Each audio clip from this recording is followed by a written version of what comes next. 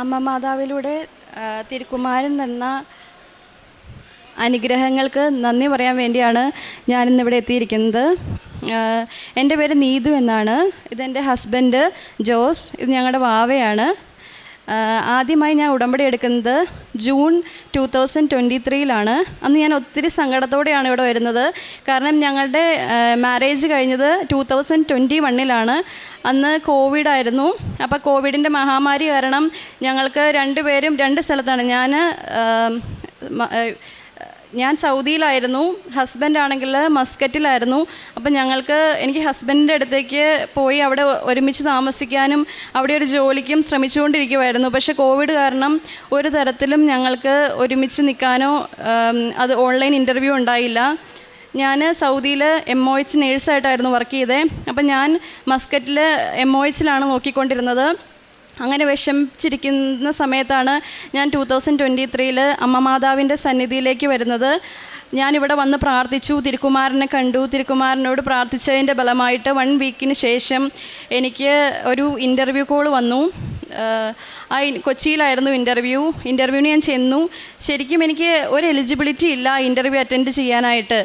കാരണം എൻ്റെ കയ്യിൽ ഞാൻ സൗദിയിൽ നിന്ന് വെക്കേഷനായിട്ട് റിസൈൻ പീരീഡിൽ 2 മന്തിന് വേണ്ടി മാത്രം വെക്കേഷന് വന്നതാണ്. അപ്പോൾ എൻ്റെ കയ്യിൽ എൻ്റെ സർട്ടിഫിക്കറ്റ് ഇല്ല. ഒമാൻ്റെ റൂൾ അനുസരിച്ച് 3 വർഷത്തെ കണ്ടിന്യൂസ് സർട്ടിഫിക്കറ്റ് വേണം ഒരു ഇൻ്റർവ്യൂ അറ്റൻഡ് ചെയ്യാൻ വേണ്ടി. അപ്പം ഞാൻ മാതാവിനോട് പ്രാർത്ഥിച്ച്, തിരുക്കുമാരനോട് പ്രാർത്ഥിച്ച് അതിൻ്റെ ഫലമായിട്ട് ഞാൻ ചെന്നു. അവരെന്നോട് ഇങ്ങനെ പറഞ്ഞു, ഇൻ്റർവ്യൂ അറ്റൻഡ് ചെയ്തോ, ഓറൽ ഇൻ്റർവ്യൂ പാസ്സാവുകയാണെങ്കിൽ ജോയിനിങ്ങിന് മുമ്പായിട്ട് നിങ്ങളുടെ റിപ്പോർട്ടുകൾ ഇവിടെ തരണമെന്ന് പറഞ്ഞു. ഓക്കെ, ഞാൻ പ്രാർത്ഥിച്ചിട്ട് അവിടെ ഇരുന്നു. ഫസ്റ്റ് നമുക്ക് സർട്ടിഫിക്കറ്റ് വെരിഫിക്കേഷൻ ആയിരുന്നു. സർട്ടിഫിക്കറ്റ് വെരിഫിക്കേഷന് പോയി. എൻ്റെ കയ്യിലാണെങ്കിൽ ലാസ്റ്റ് 5 ഇയറിൻ്റെ സർട്ടിഫിക്കറ്റ് ഇല്ല. പക്ഷേ അവർ സമ്മതിച്ചു. ഞാൻ ഓറൽ ഇൻ്റർവ്യൂ അറ്റൻഡ് ചെയ്തു. ഓറൽ ഇൻ്റർവ്യൂ ഞാൻ പാസ്സായി. പിന്നെ അവരെന്നോട് സർട്ടിഫിക്കറ്റ് ചോദിച്ചില്ല. അതാണ് എൻ്റെ ഒന്നാമത്തെ സാക്ഷ്യം. ഞങ്ങൾ ഒത്തിരി പ്രാർത്ഥിച്ചതിൻ്റെ ഫലമായി ഞങ്ങൾക്ക് കിട്ടിയ സാക്ഷിയാണ്. ഞങ്ങളിപ്പോൾ ഒരുമിച്ചാണ് മസ്കറ്റിൽ താമസിക്കുന്നത്. രണ്ടാമത്തെ സാക്ഷ്യം, ഞങ്ങൾ 2 സ്ഥലത്തായിരുന്നു 2 വർഷം. അതിനുശേഷം ഞങ്ങൾ ഒരു പുതിയ ഹോസ്പിറ്റലിലോട്ട് ചെല്ലുമ്പോൾ കുറച്ച് വാക്സിനൊക്കെ ഉണ്ട്.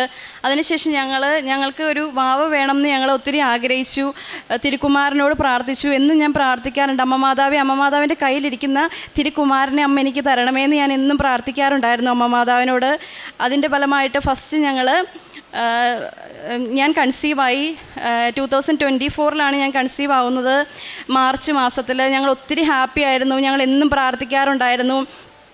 പ്രാർത്ഥിക്കുമ്പോൾ ഞങ്ങൾ ഒന്നോടെ മാതാവിനോട് പ്രാർത്ഥിക്കുമായിരുന്നു, മാതാവെ ഹെൽത്തി ആയിട്ടുള്ളൊരു കുഞ്ഞു വാവേനെ ഞങ്ങൾക്ക് തരണമേന്ന് ഞങ്ങൾ എന്നും മാതാവിനോട് പ്രാർത്ഥിച്ചായിരുന്നു.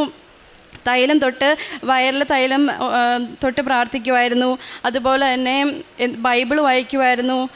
ആത്മീയ ജീവിതത്തിൽ ഒത്തിരി ഞങ്ങൾ വളർന്നു. അതിനുശേഷം 2 മാസങ്ങൾക്ക് ശേഷം എനിക്ക് അബോർഷനായി. അപ്പോൾ ഞങ്ങൾ ഒത്തിരി വിഷമിച്ചു. പക്ഷേ അത് അമ്മ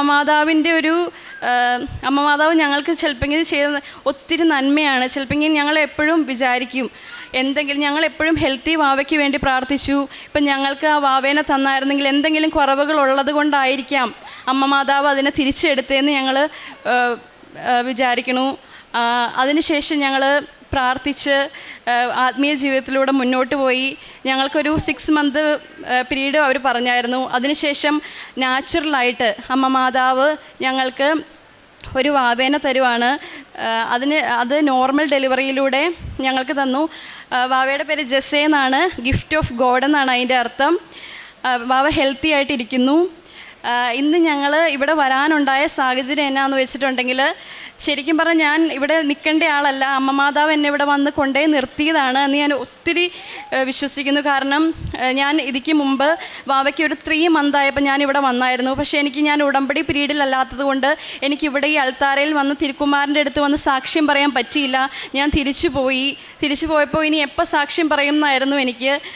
അതൊരു സാക്ഷ്യം അതൊരു കടമായിട്ട് എൻ്റെ മനസ്സിൽ നിന്നു. ഈ 3 വീക്ക് മുമ്പ് എൻ്റെ വാവയ്ക്കാണെങ്കിൽ ഒരു അബ്നോർമലായിട്ടുള്ള ജെർക്കിംഗ് മൂവ്മെൻറ്റ്സ് വന്നു. ഞങ്ങളവിടെ 2-3 പീഡിയാട്രീഷ്യന്മാരോട് അവിടെ ചെന്ന് കൺസൾട്ട് ചെയ്തു എന്തായിരിക്കും. അപ്പോൾ അവർക്ക് ആർക്കും അവർ പറയുന്നില്ല അതെന്താണെന്ന്. ചിലർ പറയുന്നു ഫിക്സ് ആവാൻ സാധ്യതയുണ്ട്, നിങ്ങൾ പെട്ടെന്ന് എമർജൻസി പോയി വാവേനെ കാണിക്കാൻ പറഞ്ഞു. പക്ഷേ ഞങ്ങൾ അപ്പോഴും വിശ്വസിച്ച് പ്രാർത്ഥിച്ചു, തൈലം പുരട്ടി. മാതാവ് തന്ന കൊച്ച, മാതാവ് ഒരു ആപത്തും വരത്തില്ലെന്ന് വിശ്വസിച്ച് ഞങ്ങൾ പ്രാർത്ഥിച്ചു. അതിൻ്റെ ഫലമായിട്ട് ഞങ്ങൾ ലീവ് എടുത്ത് ഇവിടെ വന്നു. ഞങ്ങൾക്ക് അവിടെ അവർ ഞങ്ങളോട് പറഞ്ഞായിരുന്നു പീഡിയാട്രിക് ന്യൂറോളജിസ്റ്റിൻ്റെ വാവേനെ കാണിക്കണം, എന്നാലേ നമുക്കറിയാൻ പറ്റത്തുള്ളൂ. വാവയ്ക്ക് EG ചെയ്യണം എന്ന് പറഞ്ഞു. EG എന്ന് പറഞ്ഞാൽ ബ്രെയിനിൻ്റെ ഒരു ടെസ്റ്റാണ്. അപ്പോൾ അത് ചെയ്യണമെന്ന് പറഞ്ഞായിരുന്നു. അതിൻ്റെ ഫലമായി ഞങ്ങൾ എമർജൻസി എടുത്ത് ഞങ്ങൾ ഇങ്ങോട്ട് വന്നതാണ് 1 വീക്കിലേക്ക്. ഞങ്ങൾ കഴിഞ്ഞ ദിവസം പോയി ടെസ്റ്റ് ചെയ്തു, എല്ലാം നോർമലാണ്. അമ്മ മാതാവിന് ഒത്തിരി നന്ദി പറയുന്നു. അതുപോലെ തന്നെ ഞങ്ങൾ ഫസ്റ്റ് ഉടമ്പടി എടുത്ത സമയത്താണെങ്കിലും ആത്മീയ ജീവിതത്തിൽ ഒത്തിരി വളരാൻ ഞങ്ങൾക്ക് സാധിച്ചു.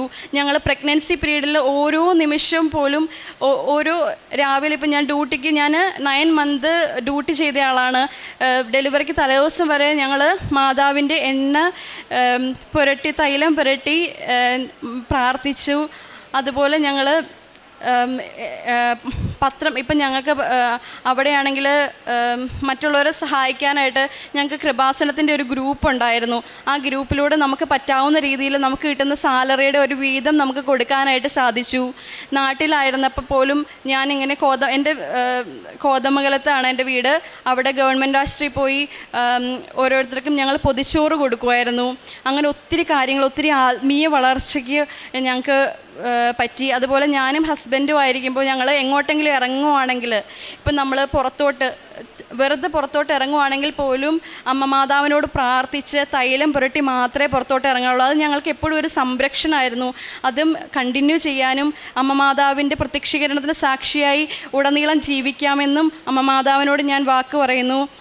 തിരുക്കുമാരന് 1000 നന്ദി പറഞ്ഞുകൊണ്ട് എൻ്റെ സാക്ഷി അവസാനിപ്പിക്കുന്നു. ഹോസിയ പ്രവാചകൻ്റെ പുസ്തകം 14-ാം അധ്യായം 5-6 തിരുവചനങ്ങൾ.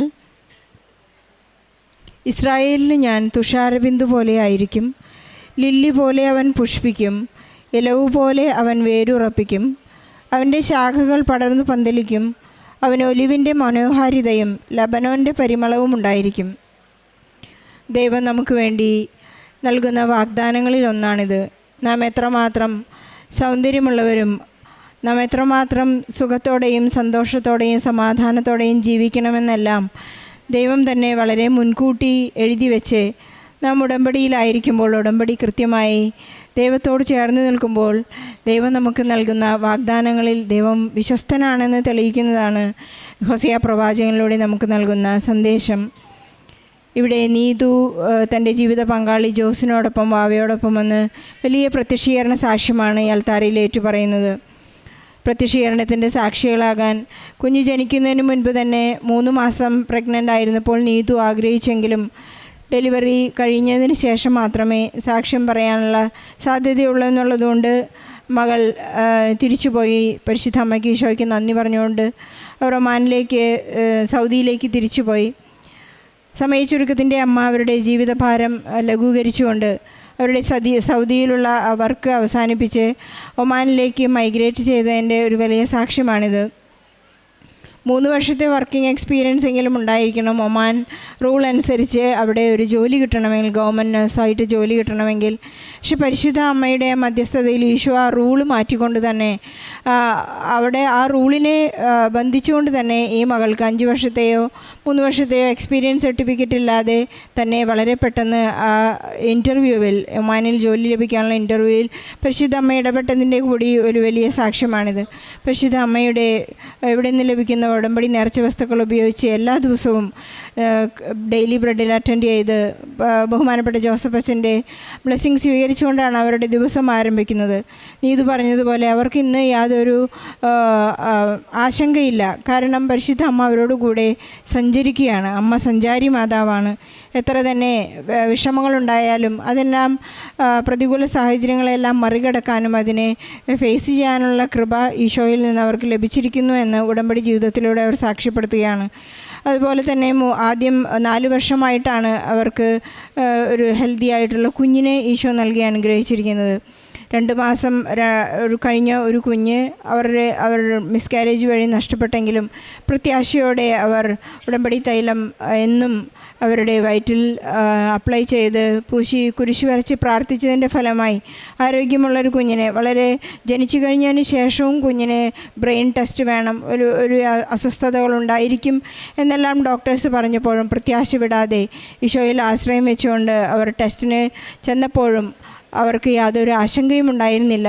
കാരണം ഈശോ ആണ് അവരെ സൗഖ്യപ്പെടുത്തുന്നത്. അതുപോലെ തന്നെ പരിശുദ്ധ അമ്മയുടെ മാധ്യസ്ഥം അവർക്ക് എപ്പോഴും ഉണ്ടായിരുന്നു.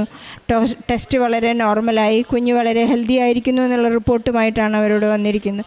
നീതുവിനും കുടുംബത്തിനും ലഭിച്ച എല്ലാ അനുഗ്രഹങ്ങൾക്കും നന്ദി പറഞ്ഞുകൊണ്ട്, ഈശോയ്ക്കും പരിശുദ്ധ അമ്മയ്ക്കും നന്ദി പറഞ്ഞുകൊണ്ട് ഒരു നല്ല കയ്യടിയോടെ സാക്ഷ്യം നമുക്ക് സമർപ്പിക്കാം. അത്യപൂർവ ദൈവാനുഭവങ്ങൾ ഇനി നിങ്ങൾക്കും സ്വന്തം. ഈ യൂട്യൂബ് ചാനൽ ഇതുവരെ സബ്സ്ക്രൈബ് ചെയ്തിട്ടില്ലെങ്കിൽ ഇപ്പോൾ തന്നെ സബ്സ്ക്രൈബ് ചെയ്യുക. ഈ വീഡിയോ ഇപ്പോൾ തന്നെ നിങ്ങളുടെ സുഹൃത്തുക്കൾക്ക് ഷെയർ ചെയ്തുകൊണ്ട് കർത്താവിൻ്റെ പ്രേക്ഷിതരാകുക.